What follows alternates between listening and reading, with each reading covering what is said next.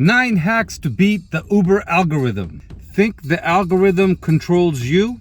Learn 9 hacks that put you in control and boost your earnings to the next level. Mastering the Uber algorithm, episode number 8. Number 1, using Uber navigation without the destination mode. You got to think about this for a little bit. Look, if you're using Uber's navigation and you're going in the direction you want, I've noticed 20 or 30% of the time, Uber will still give me a ride in the direction that I'm going. You're not wasting your destination mode. So this is a quick little easy hack that I do all the time. Anytime I'm at a particular location and I don't know what's going on and I don't want to waste my destination mode, all I do is in Uber's navigation, I point it in the direction that I want to go. Sometimes, not all the time, but sometimes I will actually get a ride in the direction that I'm going. And then I thank the Uber gods. Number 2, communicating with the Uber algorithm. Now, this one is weird. You're going to be like, what do you mean? Do you actually talk to the Uber AI? Yes, I do. Haven't you noticed when you're on TikTok, Instagram, Google Mail, wherever you are, don't you see ads popping up all the time? Sometimes you're having a conversation with your passenger in the car and they're speaking in Spanish and you're not talking to them, but you're just eavesdropping a little bit. And next thing you know, the ad on Tubi is in Spanish. How's that possible? That's only possible because these algorithms are always listening to what you're saying. So this is what I do. When I'm driving with Uber and I get a shitty ride for $3 or $5, I flat out smack it and I said, no, Uber, my minimum is $15 to $20 in this direction. You give it to me, you get me as a driver. You don't, you're losing money and you're going to get in trouble because Dara's going to get upset. And I'm telling you, 20 to 30% of the time, I swear to you, I talk to the algorithm, I tell it what I want. I know it sounds a little crazy, but try it. Tell me if this trick works for you. It's actually a hack. Number 3, resetting the algorithm by taking breaks. I take breaks all the time. That's a break, time out, taking a break. Guys, turn the shitty algorithm and app off whenever you get a chance. Take a break for 15 minutes, take a break for 30 minutes, and you will be surprised how often when you come back on, it'll start giving you a fake surge or it'll start giving you the rides that you deserve as a driver, right? The other day I was driving and I got throttled by Uber. I made $200 like this. After I made $200, I was like, oh man, I made too much money. This app's not going to give me anything anymore. I turned it off for a whole hour and started working on my YouTube script, the video that you're watching right now. After an hour, I turned it on. It was giving me opportunities. $25 here, $17 here, $29 over here, $6 surge over here. I'm telling you, try this trick. Consistently turn the app off for 15 minutes and give it a timeout. Put it in timeout. Number 4, acceptance rate does not matter. Now, this might not be a hack, but I wanted to communicate this because, the professor made a video about me. I'm famous now. He recently said that the 19 tips that I gave in the last video, he only agrees with 4 or 5. I have no idea. But my point is this. The professor doesn't drive Uber. He does not drive Lyft. So do you really want to take his opinion? I unsubscribed to him because I was like, bro, you're making videos about me and you didn't even mention me in your video. That's not cool. But anyways, let's get back to the subject over here. Acceptance rate does not matter. The reason why I'm talking about this is one of those controversial points from the last video where people were getting confused and I was getting a lot of comments. Look, your acceptance rate is important if you don't want to get throttled.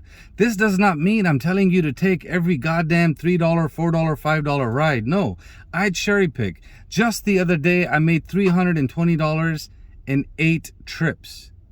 But if your acceptance rate matters, I should not be making that kind of money, right? So it doesn't matter. Right now, my acceptance rate is 14%. Last week, my acceptance rate was 9%. I'm still able to cherry pick because I go to areas where the supply and demand is high for drivers. There's more passengers, less drivers, so the demand for me is higher. Then I can cherry pick, and in that situation, your acceptance rate does not matter. And no, you're not going to get deactivated because of your acceptance rate. Uber might deactivate you for 7 other reasons, but not for your acceptance rate because they lost a lawsuit. And that feels good. That's 4 tips, tricks, and hacks that I've given you about the algorithm, but just hang in there. Let me tell you a little bit about a course that I'm building. Right now, if you keep driving for Uber, you're screwed. You already know the algorithm is just getting nasty day by day. My course teaches you how to make a business card, printed or digital. It also teaches you how to make your own website. This week, I finished a brand new lesson where I taught people how to use ChatGPT to answer particular questions. You just literally take my prompt, put it in the ChatGPT, and it'll give you an output. You take that output, you copy and paste the text, and you put it on your website. I just designed a brand new About Me page, and I showed people in my course step by step how they can do that. Why is the website important? You want to look professional when you're, converting passengers and turning them into your own passengers. Now, back to 5 more tips, tricks, and hacks on the algorithm. Number 5, turning off UberX to get high-paying rides. This one is important because people in my WhatsApp community were asking me, well, how do you drive? When is UberX on? When is UberX off? Ahmed, I get confused. I'm a simple guy. Can you help me out? Let me explain this to you. Look, when you have a passenger in the car and you're driving and you have all preferences on, basically the algorithm knows that you're available. The first thing I do is I turn UberX preference off. By turning it off, I only have comfort and Uber XL on. In your situation, maybe you have pet on, maybe you have deliveries on, maybe you have Uber Comfort on, maybe you have Uber Intercity on. Whatever options that you have in the preferences, just turn UberX off. That's the biggest supply and demand. You know what I mean? It's just annoying, right? Turn it off. Now, 5 minutes before you're going to drop off the passenger, you're going to notice something. If you just have Comfort or Uber XL on, rides might start popping. All this means is by the time you drop off the passenger in the car, if 2 or 3 times Uber gave you an opportunity in Uber Comfort or Uber XL, you're ending up in a hotspot. There's a possible surge there that Uber is hiding. You don't have to take those passengers. It's hard when someone's in your car and you're talking to them and the app goes crazy. It's just there for you to know that you're going to end up in a position where there's going to be a possible surge. In that situation, stop new requests on your ride. Enjoy it. Talk to that beautiful lady, drop her off, and when you're done, take a 5-minute break. And then turn the stupid app back on, but this time, turn on UberX, turn on all the preferences, and cherry pick. Have a blast. Number 6, earning goals and taking breaks. By now, you know Uncle Uber loves to take breaks. I drop off a passenger, I take a 15-minute break. I take 2 or 3 passengers in a row, I take a break, sometimes for half an hour. Now, why is this important that you need to take breaks? You're shutting down the algorithm. You're disrupting the algorithm. You're hacking it by letting it know, hey, I'm not available anymore. And you mix it up all the time, right? If you leave it on all the time, all it knows is, oh, this guy's a dumbass. This is the dumbest driver out there. 69 IQ or below driver, Uber loves those drivers. You don't want to be 69 IQ or lower. You want to be a little bit higher like me. I'm like 70, 71 IQ. But jokes aside for 1 second, look, when you take breaks, it's very simple. The way I like to take breaks is this. I like to take 2 or 3 passengers back to back like this. In that, my goal is to make $50 to $60, right? My goal for the whole day is $200, right? While I'm out there driving. I'm not greedy anymore because there's more money coming in from passive income or the course or the YouTube channel, right? So I don't need to sit here and drive Uber for $300 and be online for 12 to 15 hours anymore. Now I've cut it down. So I've broken it down into little goals. If you make $60 in 2 or 3 passengers, you're averaging around $20 a ride. Maybe one of them will give you a tip. Now turn it off, take a break. Then take 2 or 3 more passengers for $20 each per average, and you're going to end up close to $100. By the time you've taken 5 passengers, guess what? You're in position, or you must have positioned yourself in a position. Oh, shit. Drop my phone. By the time you've taken 5 passengers, right, you must have gotten at least one good ride in there for $50, right? 5 passengers for $20 puts you at $100. And the 6th passenger or one of those passengers in between is going to be for around $35 to $40 with a big fat tip. You're going to get $50 to $55, and that's it. That's literally how I drive. Let me recap. Take 2 passengers for $20, make $40. Take another passenger for $20, make $60. Then take a break. Then take 2 more passengers and get to a point where one of those ends up giving you $40 to $50. There you go. You cherry picked. You cherry picked a nice ride right there. By cherry picking a nice ride, you got close to $100. Now rinse and repeat this again. 2 or 3 passengers for $20. Take a break. Take 1 or 2 more when the time is ideal. Remember, you have a cushion early in the morning and you have a cushion in the evening. In between, I turn the app off for 2 hours. Like 1:30 to 3:30, the app is off and I'm making videos like this. Hopefully you understand what I'm trying to say. Take breaks and break it down into small little pieces. 2 passengers or 3 passengers make $40 to $60. Take a break. But in 5 passengers, you want to get at least one ride cherry picked in there for $30, $40, $50. Of course, if they give you a $100 ride, take it, because now you've made more than 50% of your budget. And make sure you have goals. If you don't have goals on how much you want to make, well, you're going to get screwed. We're kind of already are getting screwed. Number 7, using a triangle pattern to directionally strategize yourself. Now this one might be a little bit confusing, but if you watch the Lakers and you know when the coach Phil Jackson and Michael Jordan, actually Michael Jordan was never on the team, Kobe Bryant. My point is this: they used a triangle offense. Hopefully you're a Laker fan. If you're not, dude, study the triangle offense, right? I'm going to show you right now in my Uber driver app navigation what I'm talking about. You want to have 3 possible positions you're going to go to based on the location in the city. Let me just show you in the app real fast. The triangle.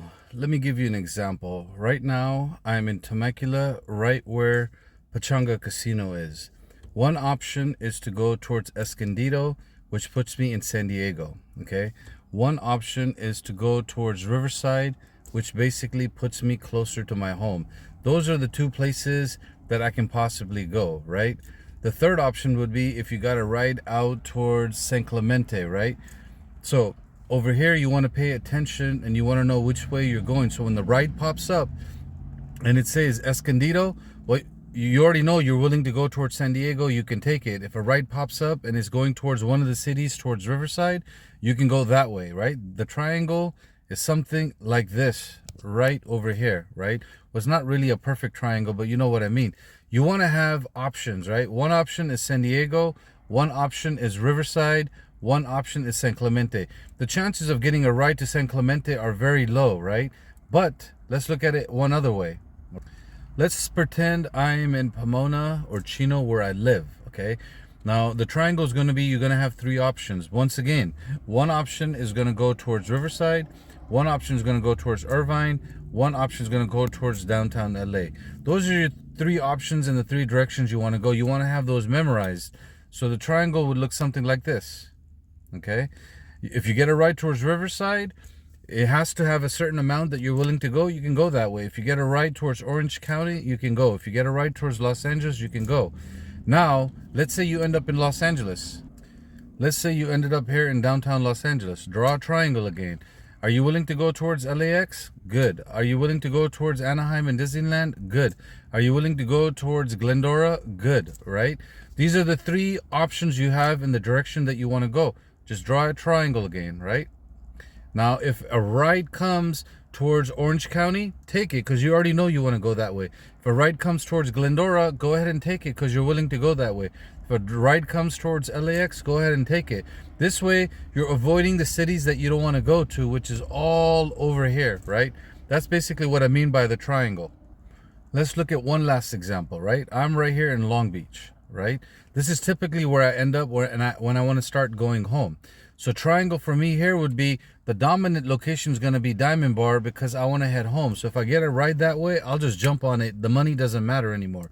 If I got a ride towards John Wayne Airport, I'll jump on it. No problem, right? But if I get a ride towards LAX, I will think about it.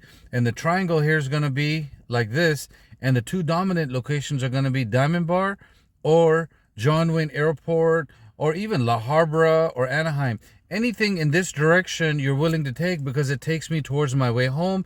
But if a right comes towards LAX, I'll think, because it has the one point, and the point going to the left, it's going to take me away from home. Unless the money's really good, most likely I'm not going to go that way. Now you can forget about places like Rancho Palos Verdes. You don't have to worry about Huntington Beach. You don't have to worry about even downtown Long Beach. You don't have to worry about, because in your mind you already know there's three places that I'm willing to go. I'm willing to go towards Diamond Bar, which is Glendora, which is Anaheim, which is John Wayne Airport. Anything that comes in this direction from where you're at, you're willing to take it because it's rides going towards your way home.